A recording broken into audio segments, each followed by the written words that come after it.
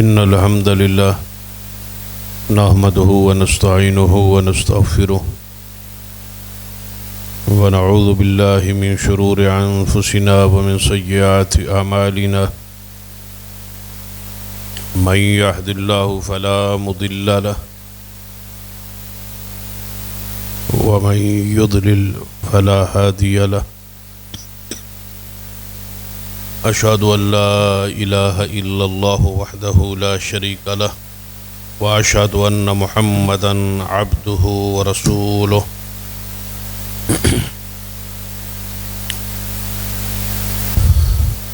أما بعد فإن خير الحديث كتاب الله وخير الهدي هدي محمد صلى الله عليه وآله وسلم وشر الأمور محدثاتها وكل محدثة بدعة وكل بدعة ضلالة أما بعد فأعوذ بالله السميع العليم من الشيطان الرجيم من همزه ونفخه ونفثه بسم الله الرحمن الرحيم يا أيها الذين آمنوا اتقوا الله وذروا ما بقي من الربا إن كنتم مؤمنين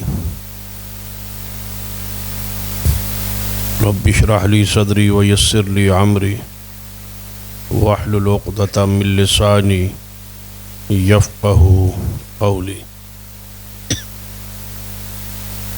رب زدني علما سبحان ربك رب العزة عما يصفون وسلام على المرسلين والحمد لله رب العالمين. حضرات،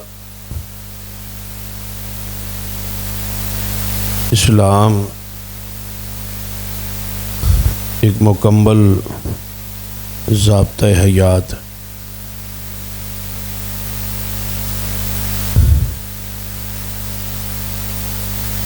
انسان کی زندگی کا کوئی شعبہ ہو،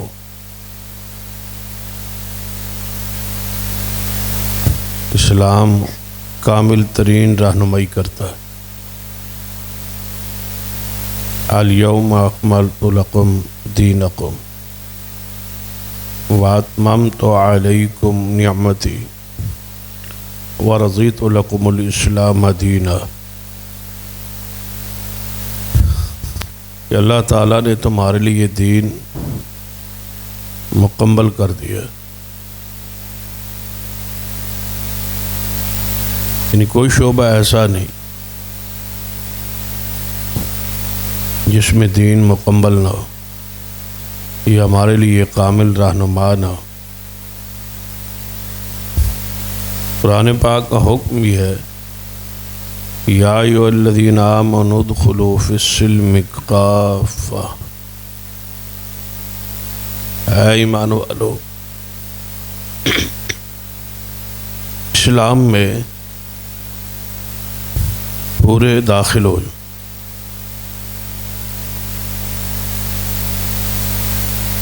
ہماری یہ خواہش ہوتی ہے کہ اسلام عبادات تک محدود رہے، اس سے آگے نہ بڑھے. عقائد ہوں اور عبادات ہوں بس. اسلام ہمارے معاملات میں، ہماری تجارت میں، ہمارے کاروبار میں، معاملات میں دخل نہ دے. یہ سوچ جو ہے قرآن پاک میں سیدنا شعیب علیہ السلام کی جو قوم تھی اس کی یہ موجود. وہ قوم جو شعیب علیہ السلام کی نبوت کے انکاری تھے، کفار تھے.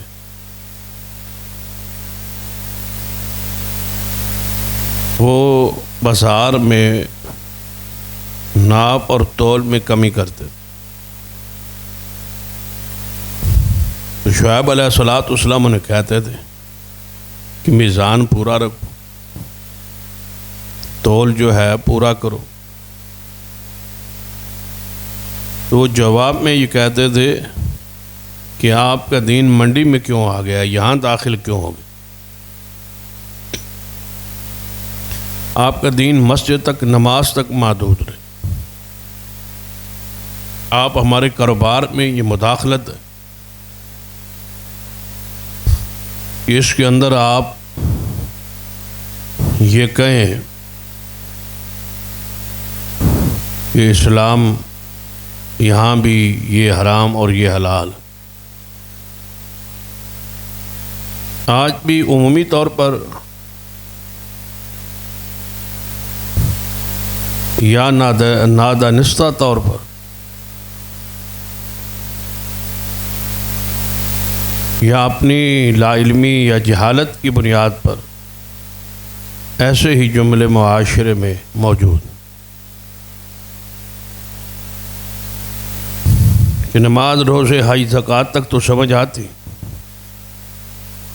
کاروبار کے اندر اسلام، تجارت کے اندر اسلام کیا کہتا ہے، اس بارے میں بہت کم لوگ ہیں جو اسلام سے رہنمائی لینا چاہتے. اور نبی رحمت صلی اللہ علیہ وسلم کی حدیث پہ ہے کہ قیامت کے قریب ایسا ہوگا کہ حلال اور حرام کی پرواہ ختم ہو جائے. کسی بندے کی یہ فکر ہی نہیں رہے گی میرے پاس آنے والا مال جو ہے، یہ جو لقمہ میں کھا رہا ہوں، یہ حلال کا ہے یہ حرام.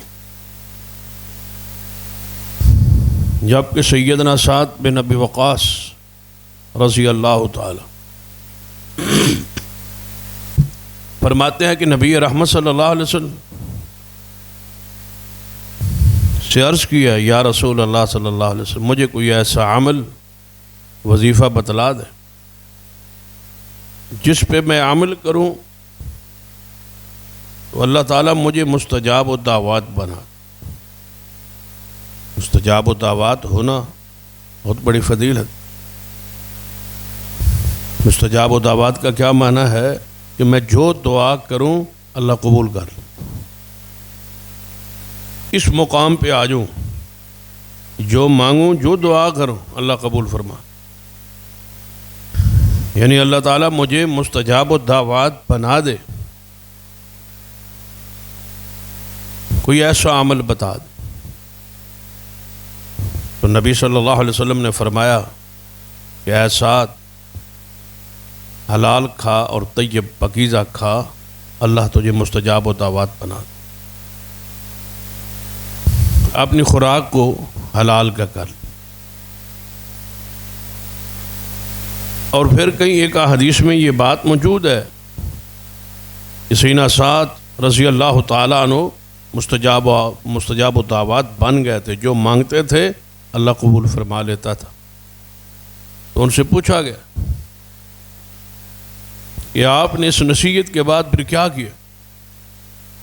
فرماتے ہیں میں جب بھی کوئی لقمہ اپنے پیٹ میں ڈالتا ہوں اس سے پہلے میں پوری طرح ریسرچ اور تحقیق کرتا ہوں کہ یہ لقمہ جو میرے پیٹ میں جا رہا ہے یہ کہاں سے اور کیسے آیا اور کیسے میرے پیٹ میں جا رہا ہے، یہ حلال ہے یا حرام.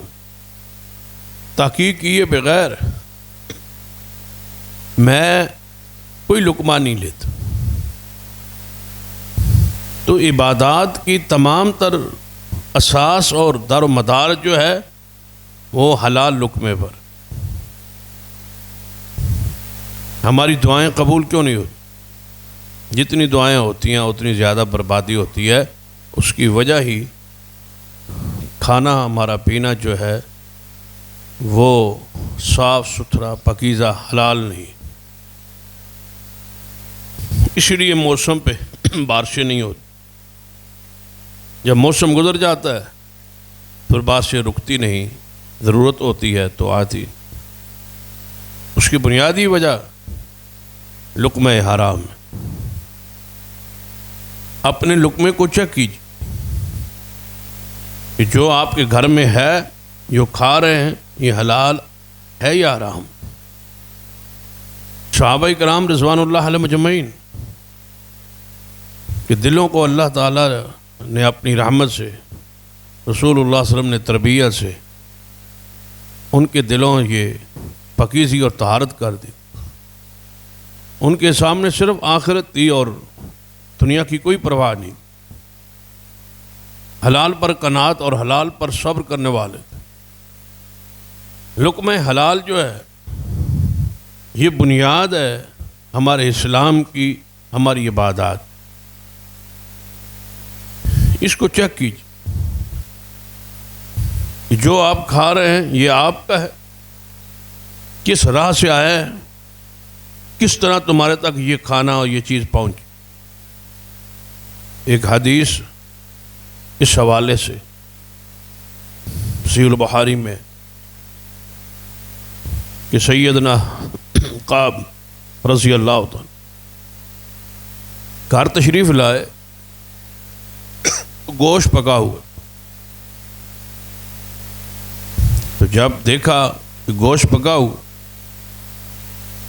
تو سوال کیا، پوچھا کہ یہ گوشت کہاں سے آیا، یعنی میں تو نہیں لایا، گھر کے اندر جو عید پکتی ہے بالعموم مرد لاتا، اس کے علم میں ہوتی،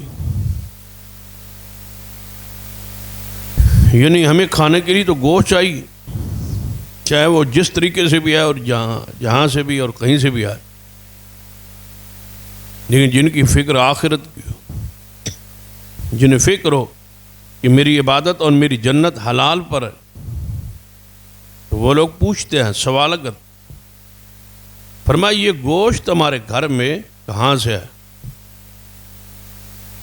تو بیوی نے کہا پریشانی والی کوئی بات نہیں، ہماری اپنی بکری ایک ذبح ہوئی، یعنی بکریاں جو ہماری ہیں، جو ریوڑ، وہ لونڈی بکریاں ہماری چرانے کے لیے لے جاتی، تو وہاں کوئی نہ کوئی بکری جو ہے وہ اس کو تکلیف ہو جائے، کوئی بیمار ہو جائے یا کوئی وجہ بن جائے، سبب بن جائے، تو وہ ذبح ہو جاتی، اور ذبح کے بعد وہ لونڈی ہو یا غلام اس گوشت کو سنبھال کے شام کو گھر لاتا، تو یہ بکریوں کو بیڑیا پڑا، تو یہ بکری زخمی ہو گئی، تو ہماری لونڈی نے اس بکری کو ذبح کر، تو یہ ہے گوشت اس کا۔ تو اب کعب رضی اللہ تعالیٰ فرمانے لگے کہ اس بکری کو ذبح کس نے کیا اور کس کے ساتھ کیا؟ جنگل میں اس کے پاس چھری تو نہیں ہوگی، کوئی چیز ایسی ذبح کرنے والی تو نہیں ہوگی، تو بتلایا گیا کہ پتھر سے ذبح کیے، اور پتھر بڑے بڑے سخت ہوتے ہیں اور نوکیلے ہوتے ہیں اور چھری کی طرح ہوتے ہیں، ان سے ذبح کرنا ثابت بھی ہے اور امر واقع بھی ایسے کئی ایک واقعات۔ لیکن سیدنا کعب فرمانے لگے کہ یہ عورت نے ایک ذبح کیا ہے، یہ ذبیحہ کس کا ہے؟ عورت کا ہے، ہماری لونڈی کا ہے۔ تو کیا عورت جانور ذبح کر سکتی ہے؟ آج تک ہم نے سنا دیکھا نہیں ہے، لہذا گوشت نہیں کھائیں گے جب تک رسول اللہ صلی اللہ علیہ وسلم سے پوچھ نہ لیں کہ عورت کا ذبیحہ حلال ہے یا حرام۔ یہ مسئلہ نہیں پوچھا نبی صلی اللہ علیہ وسلم۔ یہ وہ لوگ ہیں جن کے اندر تقوی ہے، پرہیزگاری، کھانے سے پہلے تحقیق ہے اس لقمے کی کہ یہ لقمہ کس قسم کا ہے۔ فرمایا نبی صلی اللہ علیہ وسلم سے پوچھا نہیں، لہذا سالن یہیں رکھ دیں، کھانا یہیں رکھ دیں، دسترخوان پہ آپ انتظار کریں، میں پوچھ کے آتا ہوں محمد مصطفیٰ صلی اللہ علیہ وسلم۔ آپ سے پوچھا گیا، آپ نے فرمایا ٹھیک ہے، جائز ہے، کھائیں اس کو۔ یعنی عورت کے ذبیحے کو رسول اللہ صلی اللہ علیہ وسلم نے حلال کہا کہ عورت جانور ذبح کر سکتی، امام بخاری رحمہ اللہ نے اس پر باب باندھا ہے کہ عورت کے ذبیحے کا جواز. تو جو بات بیان کرنے کا مقصد کہ صحابہ کرام تحقیق کے بعد لقمہ کھاتے. حرام کی کئی ایک صورت ہے جس سے ہم اپنے رزق کو ناپاک کرتے ہیں اور اپنے رزق کو حرام کی اس میں امیزش. کئی ایک طریقے، لیکن سب سے برا طریقہ اپنی روزی کو خراب کرنے کا اور حرام کرنے کا اور پلید کرنے کا وہ سود کے ذریعے. اس وقت معاشرے میں سود جو ہے وہ سرایت کر چکا. ہر بندے تک اس کو گرد و غبار پہنچ. کوئی ایک ایسا شخص شاید ہو جس پر اللہ کی کوئی رحمت یا فضل یا انعام ہو کہ وہ اس سود سے دور ہو، وگرنہ ہر بندہ ہی سود لے رہا ہے اور سود کھا رہا ہے. سود کے بارے میں اس کے دل میں نفرت ہی نہیں. حالانکہ قرآن پاک پڑھیں، جن الفاظ کے ساتھ اللہ تبارک و تعالی نے خنزیر کو حرام کیا ہے انہی الفاظ کے ساتھ سود کو بھی حرام کیا. انما حرم علیکم المیتۃ والدم ولحم الخنزیر. حرام کیا گیا ہے خنزیر کا گوشت. حرم الربا، حرام اس نے کیا ہے سود. لیکن سور کے بارے میں نفرت موجود ہے، خنزیر کے بارے میں ہمارے معاشرے میں نفرت موجود. اتنی نفرت ہے کہ شاید ہم اس کا نام سننا بھی برداشت نہیں کرتے، کیونکہ ہمارے ذہنوں میں یہ بات ڈال دی گئی کہ سور جو ہے یہ کوئی انتہائی نجس چیز ہے، اور یہ واقعی نجس العین ہے. اس کو ہم برا سمجھتے اور اتنا برا سمجھتے ہیں، بلکہ میں کہا کرتا ہوں کہ چھوٹے ہوتے ہوئے والدین گھروں میں یہ کہاوت مشہور ہوتی تھی، کوئی بندہ یعنی سور کا خنزیر کا نام نہیں لیتا. اس کو کہتے تھے بلا کہتے تھے یا بار والا کہتے تھے. عورتیں یہ کہتی تھیں، مائیں یہ کہتی تھی کہ یہ اس چیز کا نام نہ لے. کوئی اس کو بار والا کہتا، کوئی اس کو اودھا کہتا. اس کا اصل نام سور یا خنزیر جو ہے وہ نہیں لیتے تھے، کہتے تھے کہ منہ ناپاک ہو جاتا. بلکہ عورتیں یہ کہتی تھی کہ 40 دن تک منہ پاک ہی نہیں ہوتا خنزیر کا نام لینے. اگرچہ اس کی کوئی شرعی حیثیت تو نہیں ہے، لیکن نفرت پیدا کرنے کا اسلاف کا، اکابرین کا، بزرگوں کا، والدین کا یہ ایک انداز تھا تاکہ بچوں کے دلوں میں نفرت پیدا ہو جائے کہ یہ کوئی انتہائی بری چیز. اور اس کے لیے ایک عملی طور پر بھی چیز جو ہے وہ آپ اگر غور کریں گے تو آپ کو یعنی ذہن بات قبول کرے کہ بہت سارے مسلمان ایسے جو کفار کے علاقوں میں رہتے، یعنی وہ ممالک جہاں کافروں کی حکومت، مثلا امریکہ ہے، برطانیہ ہے، دیگر ممالک یورپ کے، مغرب کے جو ممالک، وہاں بہت سارے مسلمان لوگ، ہمارے ملک کے لوگ، ہمارے معاشرے کے لوگ وہاں مال کمانے یا تجارت کے لیے وہاں گیا ہو.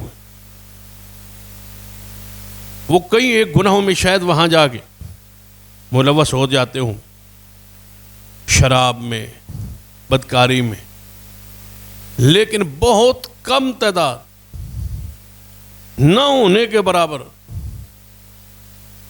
جو بہت کم تعداد ہوتی ہے وہ ایسے ہی ہے کل معدوم، جیسے ہے ہی نہیں. اکا دکا واقعات کوئی ایسے ہوں گے کہ کوئی مسلمان وہاں جا کے خنزیر کا گوشت کھانے لگ جائے، شراب پی لیں، ہے وہ بھی حرام، بدکاری میں چلے جائیں، ہے وہ بھی حرام۔ لیکن خنزیر کے گوشت کے قریب بہت سارے مسلمان باوجود سارے گناہوں کے یہ چیز اس کے قریب نہیں۔ کیوں؟ کہ بچپن سے فطرت میں اس کی نفرت ڈال دی، یہ کوئی نجس چیز ہے، یہ کوئی پلید چیز ہے، یہ کوئی انتہائی مضر چیز ہے، قابل نفرت۔ گویا کہ ہمارے فطرت میں، ہماری گھٹی میں خنزیر کی نفرت ڈال دی گئی۔ ہمیں چاہیے کہ ہم اپنی اولاد کے فطرت میں، گھٹی میں سود کی نفرت ڈال، اس لفظ سے نفرت کا اظہار کریں۔ یعنی لفظ جو سود ہے اس کو گھر میں ایک برا بنا دیں، ایک گالی بنا دیں۔ جیسے خنزیر سور کا لفظ، ہم نے اس کو گالی سمجھ، دوسرے کو غصے میں آگے لوگ جلال میں غصے میں آگے کہیں گے سور خنزیر، جن بطور گالی اس کو استعمال کریں۔ لیکن لفظ سود جو ہے ہماری زبان میں، ہماری اردو میں، ہمارے گھر کے استعمال میں اس یہ نفع کے معنی میں، فائدے کے معنی میں عام طور پر استعمال ہو۔ عام طور پہ آپ نے سنا ہوگا کہ ہم ایک لفظ استعمال کرتے ہیں سود مند، کہ یہ چیز میرے لیے سود مند، آپ نے مجھے مشورہ دیا وہ میرے لیے سود مند رہا۔ ان سود کا لفظ جو ہے اس کی نفرت ہمارے ذہنوں میں ڈالی نہیں، اس وجہ سے وہ جو خنزیر سے یا سور سے، کیونکہ دونوں کے لیے قرآن پاک میں حرام کے لیے لفظ ایک ہی، حرم الربا اور حرم علیکم المیتۃ والدم ولحم الخنزیر، لیکن وہ نفرت نہیں۔ اور علماء امت نے اس بات بہت کچھ لکھا ہے کہ جو شخص سود کو حلال سمجھتا ہے وہ کافر ہے، وہ مسلمان نہیں، اور جو حرام سمجھ کے کھاتا ہے وہ دنیا کا بدترین گناہ گار ہے۔ اس سے بڑا گناہ گار شاید اللہ کی زمین پر نہ ہو جتنا سود کھانے ہو، کیونکہ رسول اللہ صلی اللہ علیہ وسلم اس کو انتہائی برے گناہ سے جو ہے اس کی تشبیہ دی۔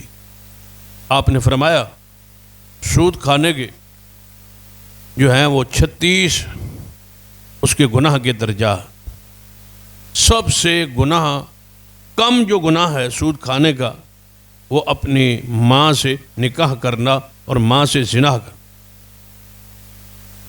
اب بتائیں یہی انتہا ہوگی، ادنا ترین گناہ پر انتہا ہے، تو جو سب سے اونچا درجہ ہوگا وہ کتنا برا۔ بعض گناہ ایسے ہیں کہ نبی صلی اللہ علیہ وسلم نے ان کی گناہوں کے درجات بیان کیے، ادنا پر ہی انتہا ہو، اس سے آگے گناہ کا سوچا جا سکتا، اس سے آگے دیوس پن کا سوچا جا سکتا، اس سے آگے کوئی غیرت کا، کوئی حیا کا مادہ اس بندے میں رہ گیا ہے کہ ماں سے بدکاری۔ رسول اللہ صلی اللہ علیہ وسلم فرماتے ہیں سود کا سب سے کم گناہ یہ، اتنی بری چیز ہے سود۔ لیکن ہمارا کھلے عام بینکوں کے ذریعے فکسڈ ڈپازٹ کے اندر اور فکسڈ اکاؤنٹس کے اندر پیسے جمع ہیں اور اس پر منافع پہ منافع ہم کھائے جا رہے ہیں، سود پر قرض دے۔ محلے میں دیکھ لیں، معاشرے میں دیکھ لیں، قوم میں دیکھ لیں، دیندار لوگ، نمازی لوگ، باشرہ لوگ سود پر قرض دیں۔ ہمارے معاشرے کی سب سے حرام کھانے کا یہ انداز سب سے برا ہے۔ قرض پر سود لینا، اس سے بری چیز کیا ہو سکتی؟ قرآن پاک میں ذرا ان چند آیات پہ غور کریں جن کے بارے میں سود کی حرمت اور سود کی غلاظت اور اس کی نجاست کو جس انداز میں بیان کیا۔ فرمایا الذین یاکلون الربا، وہ لوگ جو سود کھاتے، لا یقومون الا کما یقوم الذی یتخبطہ الشیطان من المس، وہ قیامت والے دن اس طرح اٹھیں گے جس طرح کسی بندے کو جن نے شیطان نے مخبوط بنا لیا ہو، مس کر کے اس کو دورہ پڑ۔ کتنی مثال دی ہے اللہ نے، اور بڑی عام فام مثال۔ ایک بندے کو دورہ پڑا ہوا، قرآن پاک کی اس آیت سے یہ ثابت ہوتا ہے کہ جن بندے کے وجود کے اندر داخل ہو شیطان، اس پر اور ابھی حدیث بھی ہے۔ جیسے کسی کو جن کا شیطان کا دورہ پڑا ہو اور وہ مخبوط الحواس ہوتا ہے،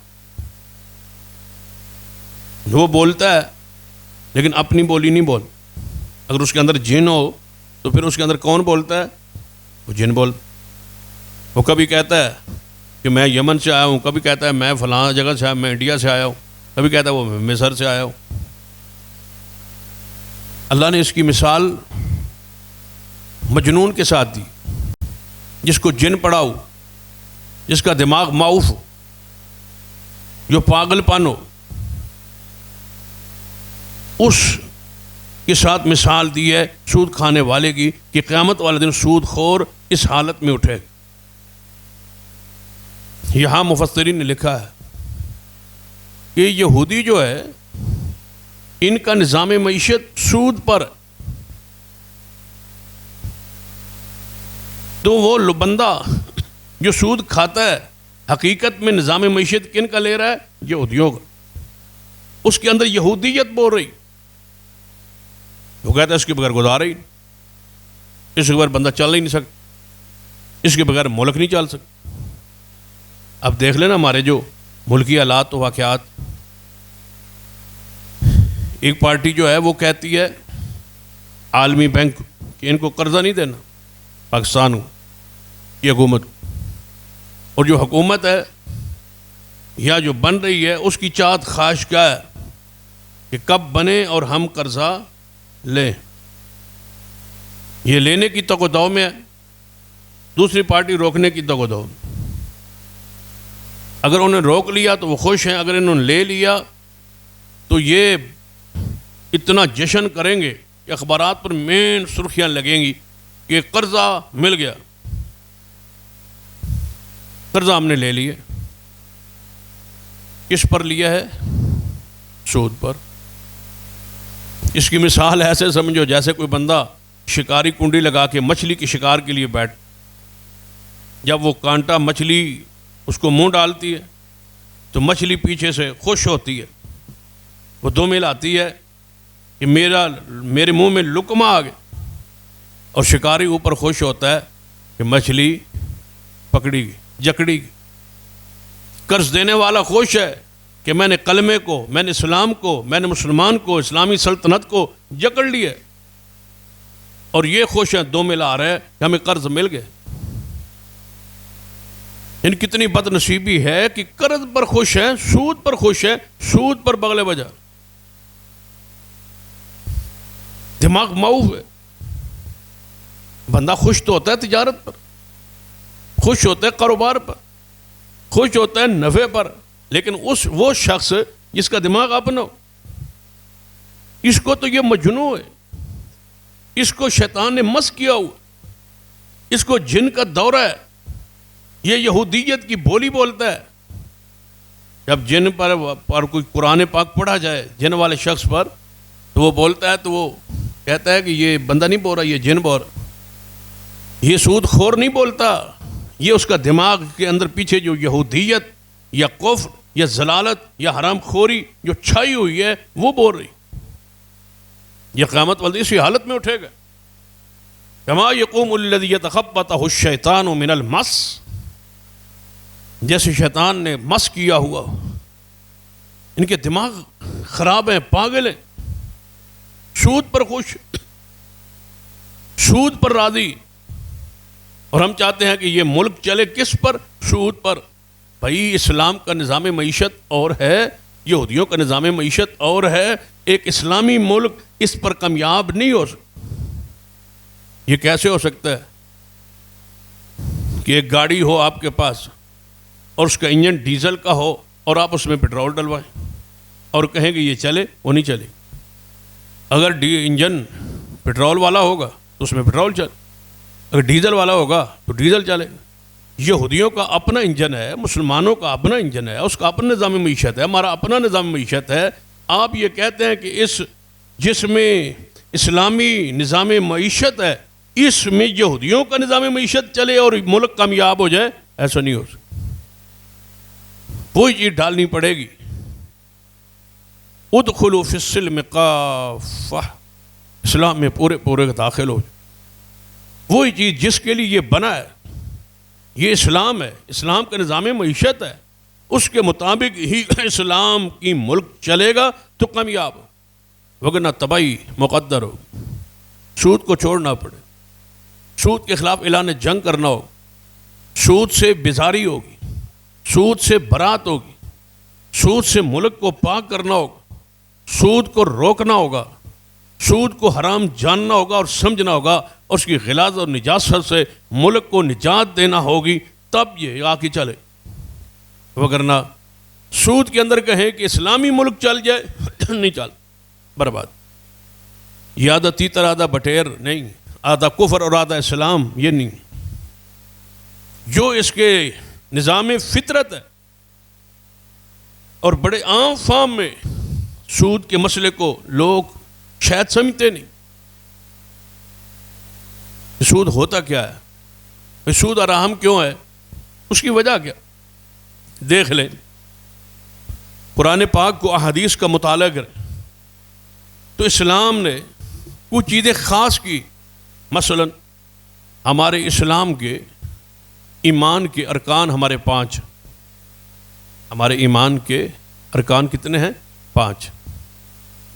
اللہ پر ایمان، رسولوں پر ایمان، فرشتوں پر ایمان، کتابوں پر ایمان، اور یوم آخرت پر ایمان.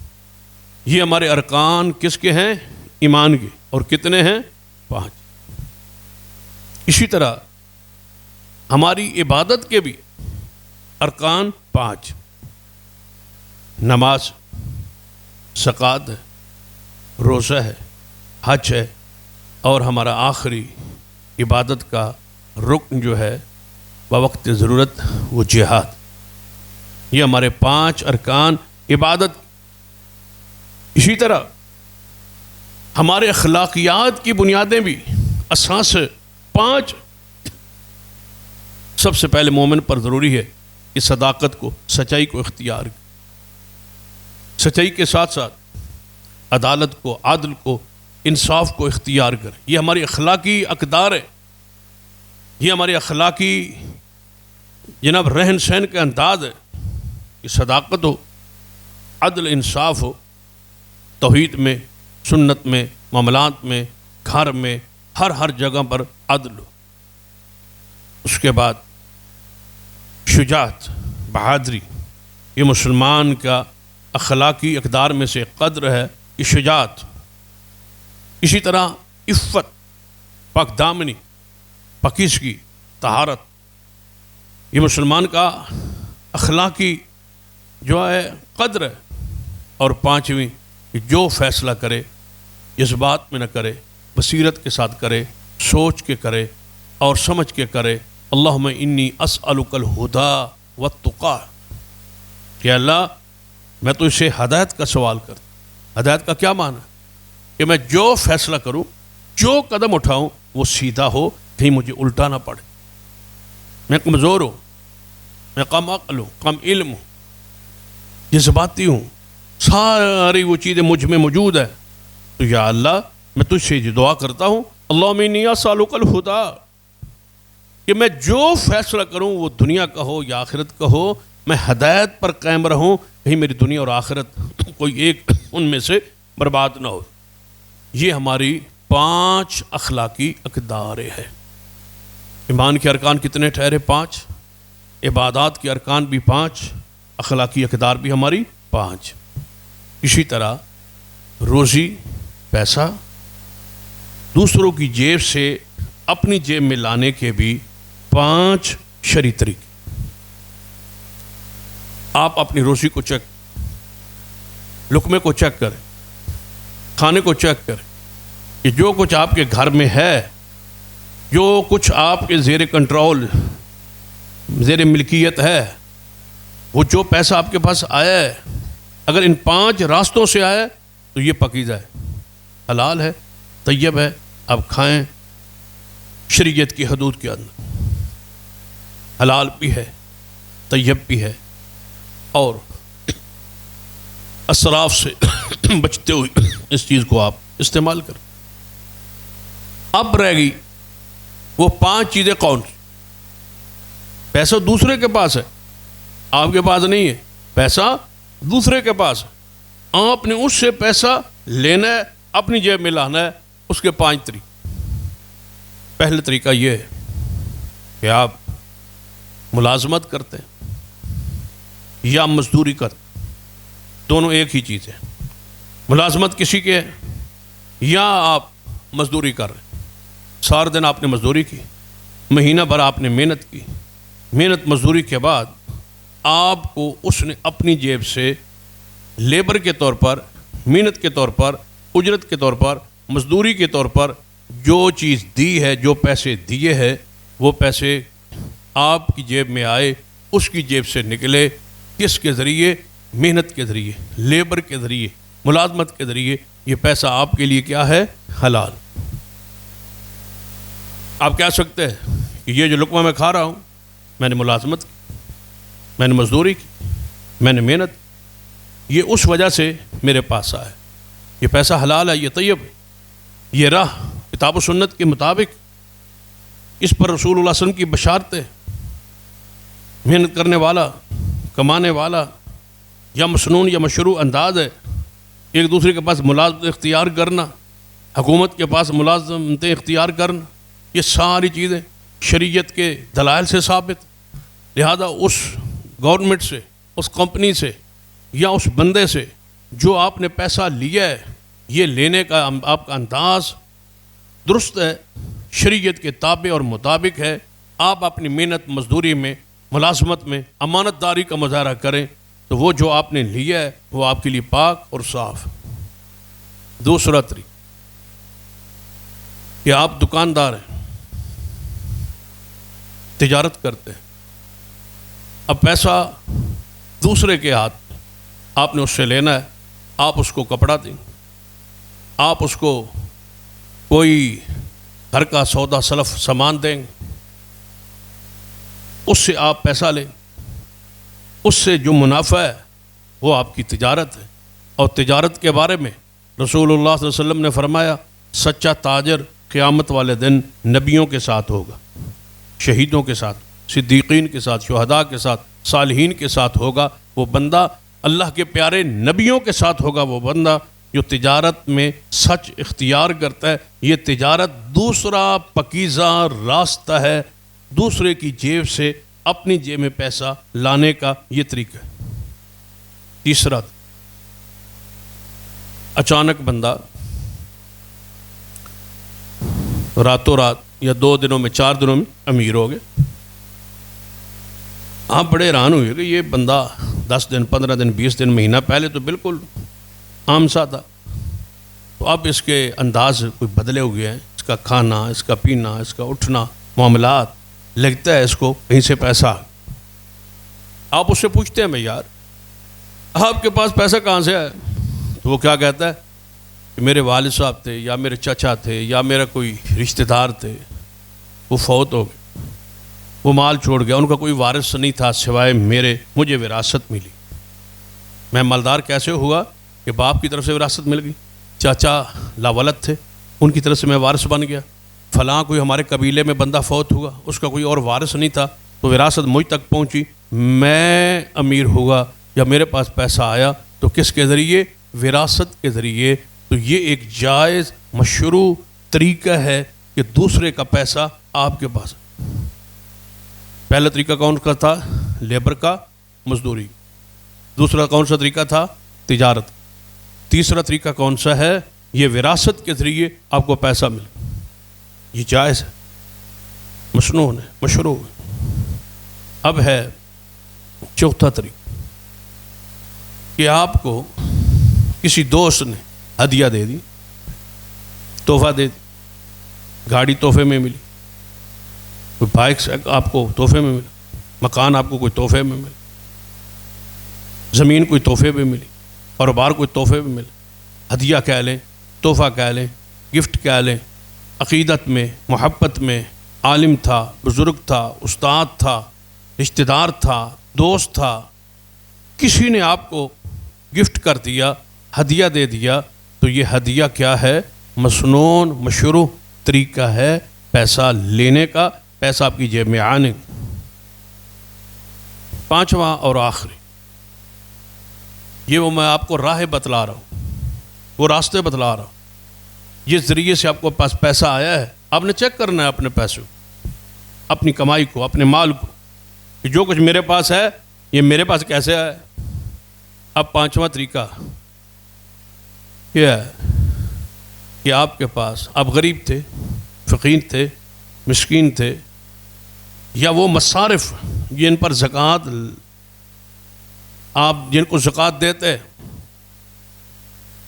آپ ان میں سے کوئی ایک آپ پر اس معیار پہ پورے اترتے، مسکین ہیں، آپ یتیم ہیں، یا آپ امین ہیں، امانت دار ہیں، مسجد، مدرسے، کسی ویلفیئر سوسائٹی، کسی چیز کی، تو آپ کے پاس یا آپ غریب ہیں، یتیم ہے، مسکین ہے، آپ کے پاس پیسہ آیا ہے خیرات صدقے میں، آپ یتیم تھے، غریب تھے، مسکین تھے، مستحق تھے، حقدار تھے، آپ کے بارے میں کسی کو علم ہو گیا یا آپ نے اس سے اپنے اظہار کیا، اس نے آپ کو صدقے کے طور پر دے دیا، یہ صدقہ اگر آپ اس کے مستحق ہیں، اگر آپ اس معیار پہ پورا اترتے ہیں، تو یہ صدقہ خیرات میں، زکوٰۃ میں، عشر میں، فطرانے میں، قربانی کے جناب گوشت کی صورت میں، یا کس صورت میں آپ کے پاس یہ چیز آئی ہے، تو یہ آپ کے لیے جائز ہے اگر آپ اس پر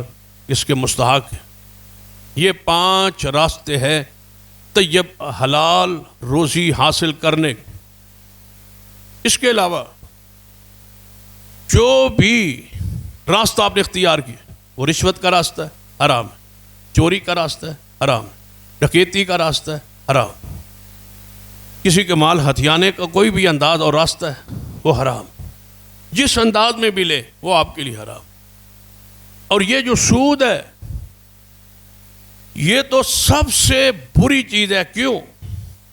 ایک کے پاس پیسہ آتا ہے، کس کے ذریعے؟ لیبر کے ذریعے، محنت کے ذریعے۔ ایک کے پاس پیسہ آتا ہے، کس پر وہ سوار ہو کے آتا ہے؟ تجارت پر۔ ایک کے پاس پیسہ آتا ہے ہدیے پر، ایک کے پاس پیسہ آتا ہے وراثت پر سوار ہو کے۔ اور جو سود ہے، یہ پیسہ آتا ہے کس پر سوار ہو کے؟ پیسے پر۔ یہ پیسے پر پیسہ سوار ہو کے آتا ہے۔ یہ سواری غیر فطری سواری، یہی ہم جنس پرستی ہے۔ یہ پیسہ پیسے پہ سوار ہو کے آ رہا ہے، پیسہ سوار ہوا، سواری اور سوار کا جنس کا مختلف ہونا۔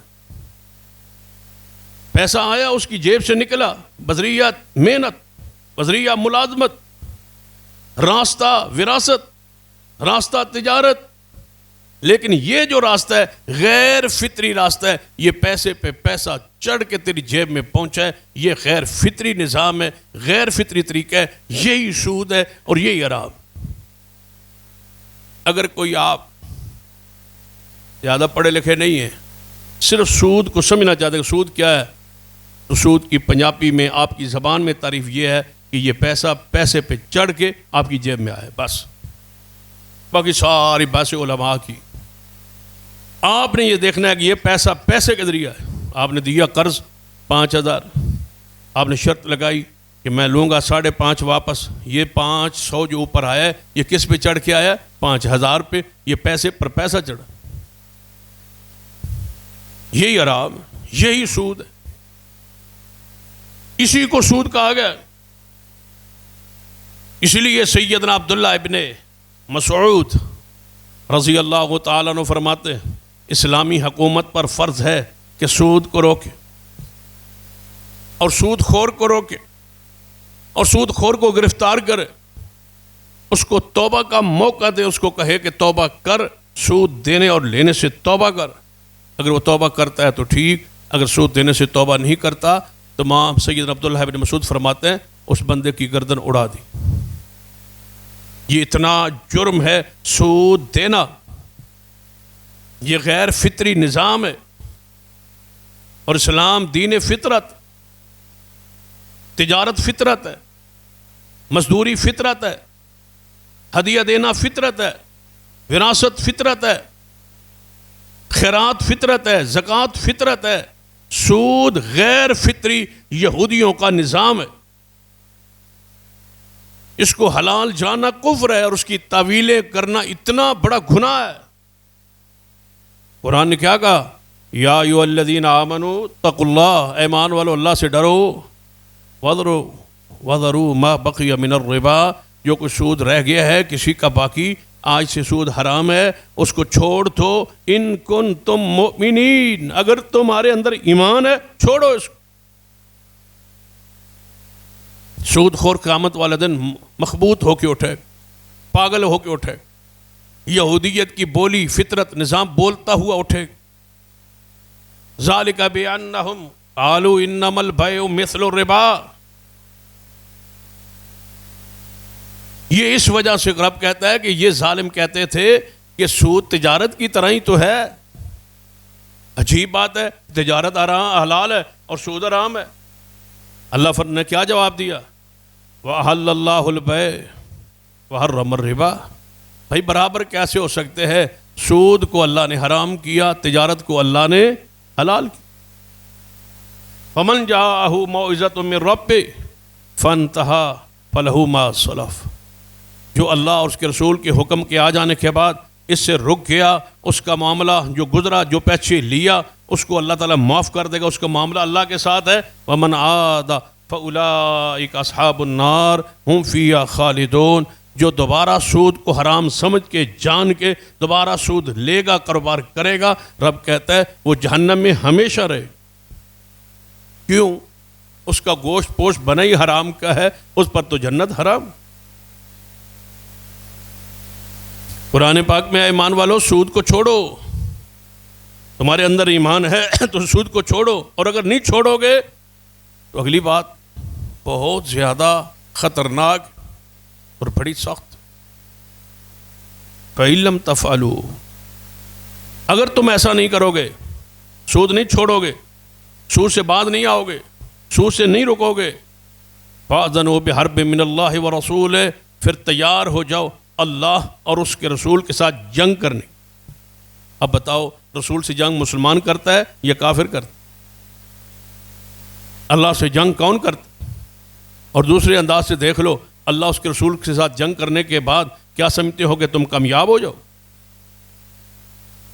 وَإِن تُبْتُمْ، اللہ فرماتا ہے اگر تم توبہ کر لو، فَلَكُمْ رُعُوسُ أَمْوَالِكُمْ، اور اپنا اصل تمہارا مال ہے راس وہ لے لو، سود نہ لینا.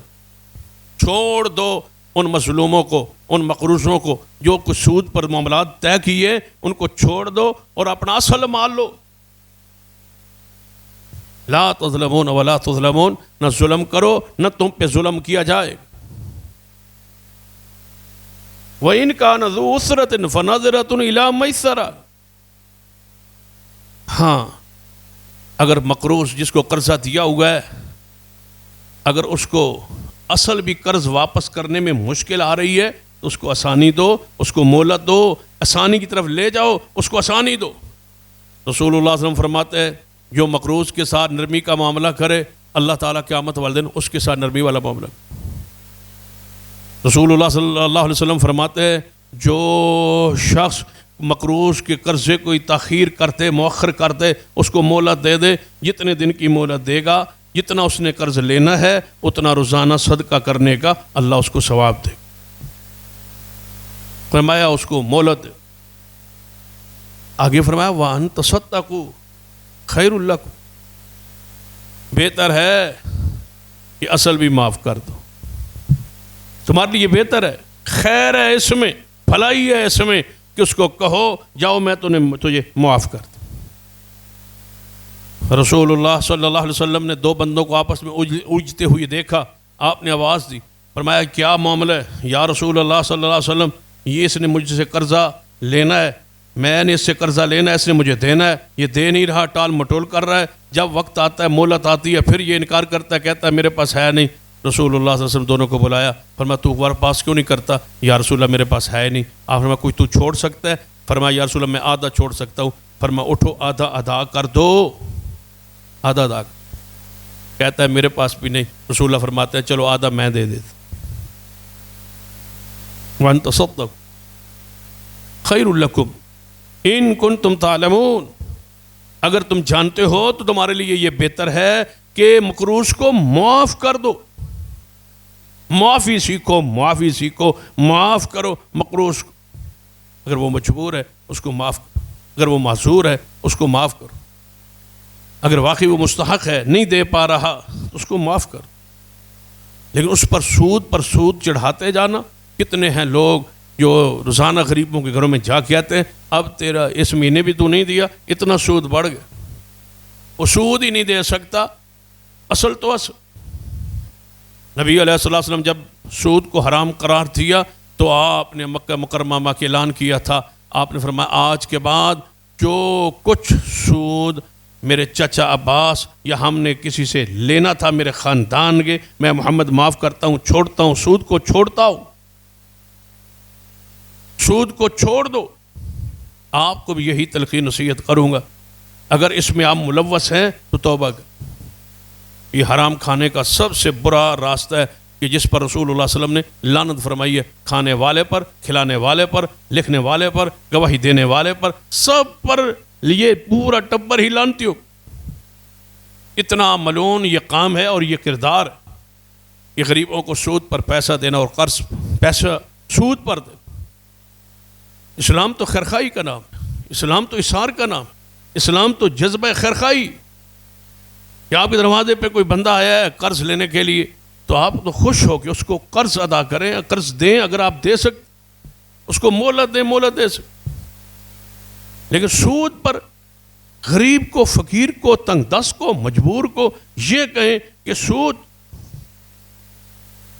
پر میں قرض دیتا ہوں، آپ اس سے بڑے بخل اور اس سے بڑی جو ہے دل کے اسلام کے مزاج کے ہی یہ چیز خلاف ہے۔ اسلام تو خیرخواہی کا نام، محبت کا نام ہے، اخوت کا نام ہے، بھائی چارے کا نام ہے، صدقہ خیرات قرض دینے لینے کا نام ہے۔ یہ اسلام کا حسن ہے، یہ اسلام کا ایک نظام معیشت ہے۔ دعا ہے اللہ تعالی ہمیں اس پر قائم رکھے، اسلام پر قائم رکھے اور حرام سے ہمیں محفوظ رکھے۔ اقول قولی ھذا واستغفر اللہ لی ولکم ولسائر المسلمین وآخر دعوایا الحمد للہ۔